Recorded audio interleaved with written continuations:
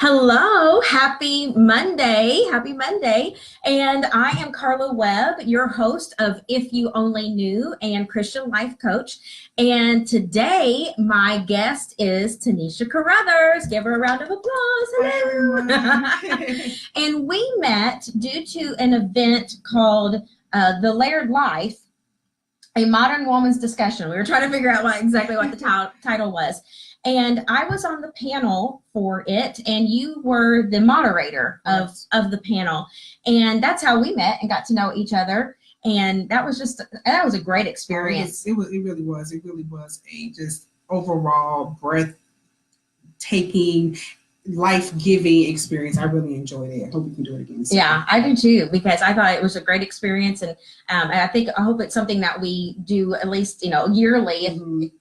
We could do it more often, but I think yearly. And this season that we did it in the winter time, kind of right before you go into, some people struggle with seasonal depression and just kind of taking a moment to breathe and prepare for the new year. So it was amazing. Yeah, so it was a great event, and I got to meet Tanisha, and I'm going to have her explain a little bit later a lot of the different things that she has going on that are exciting.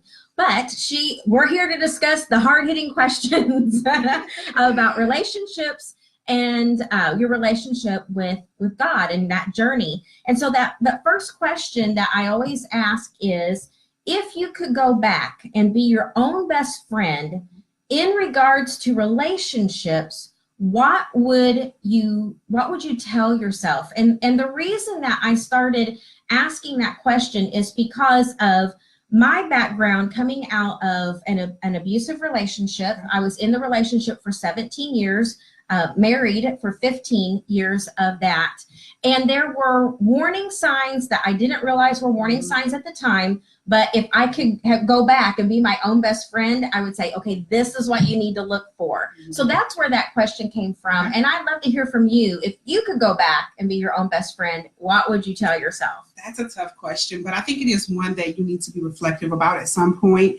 I would probably say, Carla, the importance of setting boundaries. I think that for me at 31, I'm just now understanding and embracing that. And I really do think turning 30 taught me that. I know I've only been 34 in the 30s for 2 years, but turning 30 really did kind of break that perfectionist, that say yes, always have to be the one to take it on the chin, that spirit that you really can't embrace. And I think we teach women that there's something in us that we need to be the ones that are always the nurturers and always saying yes when no one else will. And so for me, understanding the importance of setting boundaries, enforcing those boundaries, and then surrounding myself with people who will respect those boundaries. And so I always tell the story about boundaries, that one of my best friends, she told me about a summer camp that her and her sister attended when they were younger. Her mom paid for the summer camp, traveled, took them there. And in the middle of the night, her sister didn't want to be there anymore. And so her mom got up 2-3 o'clock in the morning, traveled, and picked her sister up. And to me, I don't know why that stuck with me, but it really did help me to understand that even at a young age, her sister understood something that I needed to grasp. Be comfortable with walking away from any space or place that no longer serves you. Oh, that is good. So that is really good. That's kind of where I'm at now. It doesn't matter where I'm at. If I'm no longer being served, it doesn't feel good to me. I don't have to make an apology. I'm unapologetically willing to walk away. Yes. And really, whenever you told me that story, I thought it was really thought it was going to be a different story. I thought the setting the boundary was going to be the mom saying, no, I'm not coming to get you in the middle of the night. You've got to tough it out. And I just find I love it that it's actually the opposite of that, that what stuck with you was that even as a young age, that young girl set a boundary for herself that said, I am not comfortable here. That I want out of here, and this isn't serving me. And I look at that, what that translates into adulthood, right? Like you said, I think about how many of us we stay in job. And when you think about relationships, I think about all ships, right? Relationships, family ships, friendships, job ships, right? How many times do we stay in a place way too long? Like you said, you were somewhere for 17 years. I can look at relationships I've been in too long. I just came out of a career that I hated, but it was beneficial. you know, so, and I stayed too long. So now just being confident and empowered enough to walk away from any ship that no longer serves me. Well, when I work with my clients in my coaching practice, especially within relationships, boundaries is the number one issue. Not being able to set boundaries, feeling bad about setting those boundaries, the guilt of like, oh, well, you know, I just don't want to hurt their feelings, or what if they push back? And in saying, these are my boundaries, this is what I will accept, this is what I will not accept, these are the consequences if you push those boundaries or cross those boundaries with me, and not being apologetic about it. You know, these are my deal breakers. This is what I need for my safety, my, you know, whether it's my personal physical safety, my emotional safety, my spiritual safety, all of those things are important. And even that, you know, I kind of kid, you know, I love Michelle Obama. I call her Auntie O. But Auntie O has this saying that has kind of gone viral that says, when they go low, you go high. And I would repeat it, and I believed it. But then I sat and I thought about that. You know, essentially what that saying is, it means, and a lot of the sayings that we say to people, you know, take it on the chin, and, you know, a lot of those things, what we're teaching people, if we're not careful, is we're creating a habit of allowing people to mistreat us, right? Allowing people to do whatever they feel comfortable to do. And in response, I just take it, I internalize it, I deal with it, and then I walk away sick, right? Whether emotionally, physically, or whatever it may be, because I want to take the high road. So now I don't really believe that. Sometimes I'll go high, and sometimes I'll address it the way that it needs to be addressed, like you said. And then also in relationship-wise, being willing to deal with the consequences, both myself and my partner, for the boundaries, because I believe in them so strongly. I'm willing to deal with whatever comes with it. So. Absolutely. I think that's great. And that's you know, this is a discussion in, I think this is episode 11 or 12. And this is a discussion I haven't had yet, really talking about those boundaries. And so this was a great discussion. I'm glad you brought that up, because this needs to be talked about. It is something I'm telling you, the day I turned 30, I committed to no more, just really walking in what makes me feel good and makes me feel comfortable. You know, with each decade, so 30, you know, you became more empowered at 30. I'm 44, and so now I'm in my 40s, and it's like, you know, you just decide you're going to take less. I'm telling you, the older you get, you're like, you know what, I don't have to do this. Nope, don't want to do that. Like, my favorite answer is no, thank you. And I mean, it's hard, it's difficult, even for people that are around me. You know, that has been something teaching them that I am a new person too. You know, I no longer am going to be the person that always has to show up, always, you know, like you said, it just really has made me evolve relationship wise. Absolutely. And I love it. It's freeing. It's empowering. It is freeing, and it is empowering. Take your power and control, and don't wait till you're 30 to do it. Right, do it in your 20s. Do it in your 20s. We can help you with that. And so the second half of it is the question on your spiritual journey, because, you know, we both have lived a little bit of life now. On that spiritual journey, what is a truth that God has taught you about yourself? Because I think what's so important on this journey is understanding who God created us to be, and what is the truth that He says about me. That's true. And so what have you learned on that? You are asking some good questions, Carla. Digging in there. I had 2 bowls of Wheaties this morning. I would probably say I operate best when I operate in less. Oh, say that again. Okay. Say that again. That's good. I operate best when I operate in less. Okay, now explain that then. When I was younger, I started my first nonprofit. I think I was a junior in high school. Oh, wow. My best friend and I started our company, Her Space, when we were 21. And I have had so many community events, youth conferences. I did it all very young. And so I think without realizing it, I interpreted busyness as being productive. Oh, yeah. As having an impact. The more I could touch, everything my hands had to be involved in. And just because you're gifted at something doesn't mean you're called to it. Oh, yes, absolutely. Right? Just because you're gifted at something doesn't mean you're called to it. that is a shareable right there. I'm telling you, and that was something I had to learn because I'm gifted in so many areas that I thought it meant I had to do all of those areas. Yes. But now I have learned that I really can give my best when I focus on what God has called me to in that season, right? In that season, that's season. key. That is key too. And that's important because sometimes we feel like we got to do it all right then and there.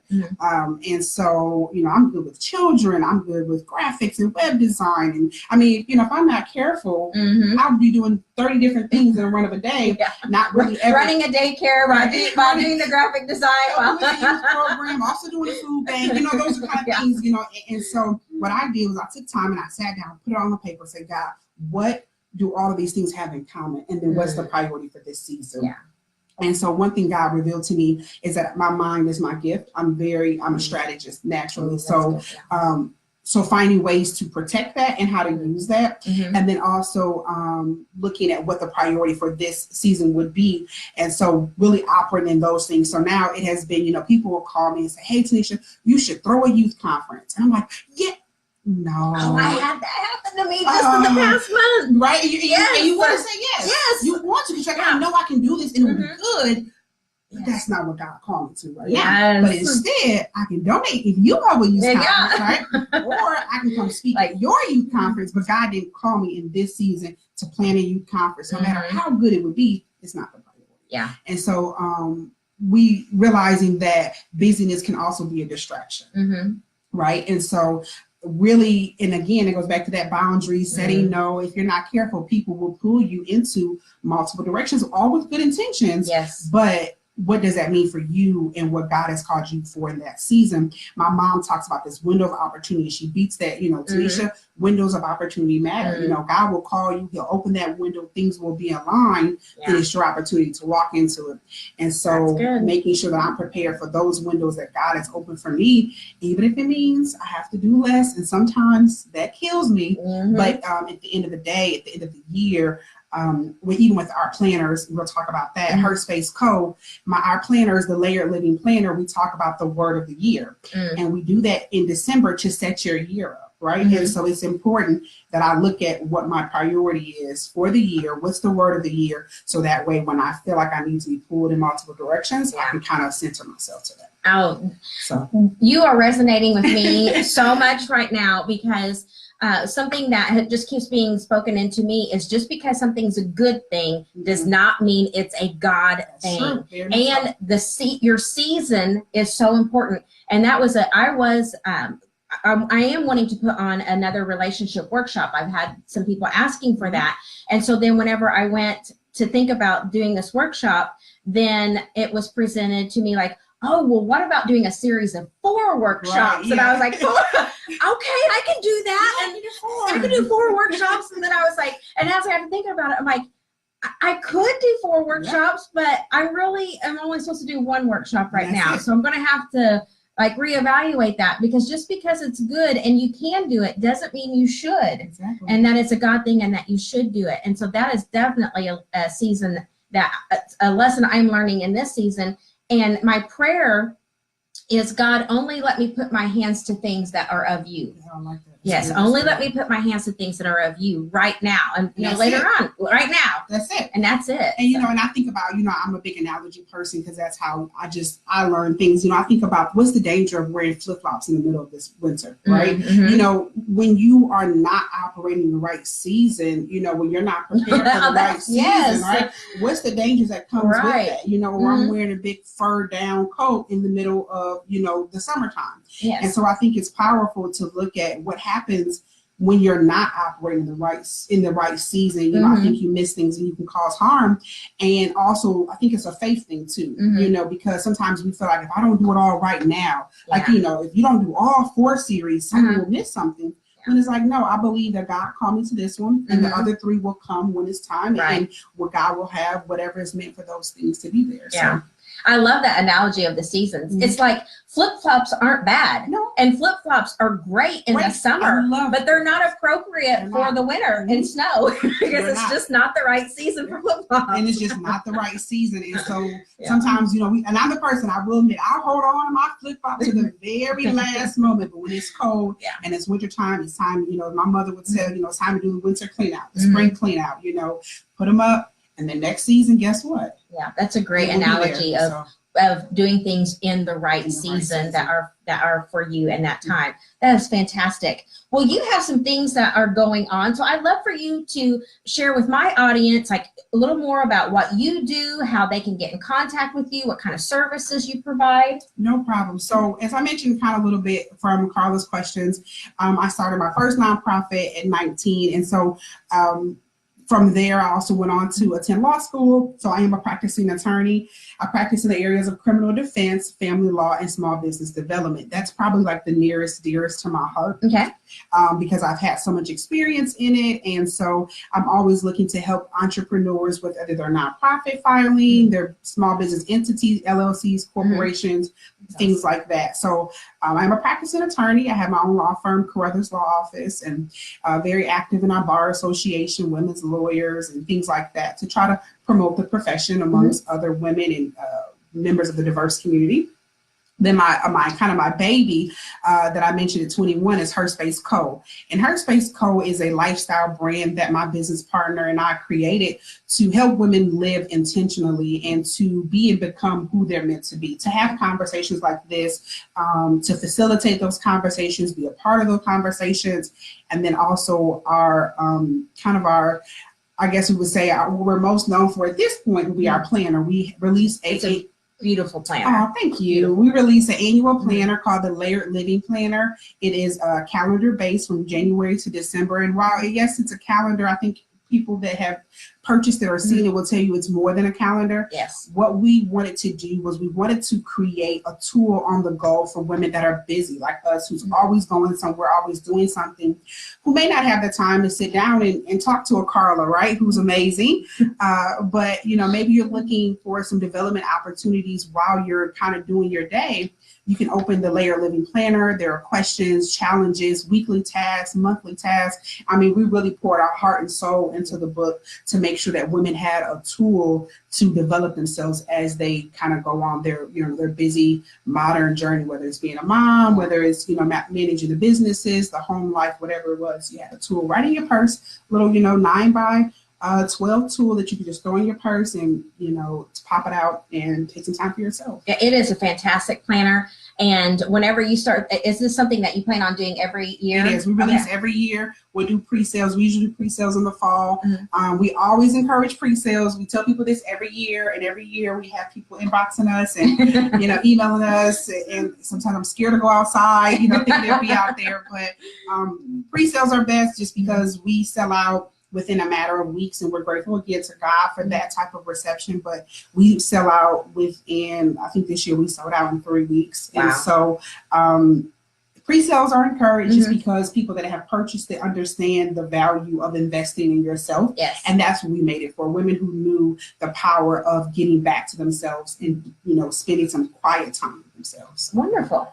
Well, thank you so much, Tanisha, for being my guest today. And I've enjoyed getting to know you on a deeper level and developing our friendship. So and definitely with the small business attorney, I need those services, and probably some of you need those services too. And definitely check out, you can click the link to Her Space Co. and start thinking now about the planner for next year, because it really is a beautiful planner. It has a lot of amazing, just like questions and things, prompts that really get you thinking about what kind of life that you want to live. And so I encourage you to follow her and to reach out to her for those types of things. And again, with me, if you are having issues with boundaries, if you have difficulties setting boundaries in your relationships, let's talk. I offer a free consultation. So you can click book now on my Facebook page and you can book a free 30-minute consultation, and we can talk about those types of things and then see if further coaching is right and appropriate for you in this season right now. So we thank you so much for tuning in. I'm here every Monday at 12:30 with phenomenal guests. As you can tell, this has been such a wonderful series, And I just love, it gives me something to look forward to every Monday because I get to have amazing conversations with amazing women. So thank you so much. Thank you. Thank you so much for having me. Like I said, every time I've come into contact with Carla, you've always been so inspiring and just so uplifting. So I would echo what she said. If you're looking for someone, I would definitely reach out to her. I'm going to reach out to her. I think what you do is amazing. And I think we all need someone outlet to kind of bounce some of the stuff that goes on our head out loud with. So grateful to be here, and thank you so much again for having me. Well, thank you. Hey guys, and share this. So if you want to help, if you want to do something that can help both of us, hit the share button, because I think this was a valuable conversation today, and I'm sure that you know somebody that could use this, the knowledge that they gained from this conversation. So make sure you hit the share button and spread the love to everybody else out there. So know that God loves you. Know that I love you, and you have a phenomenal day. See you guys. See you. Have a great one.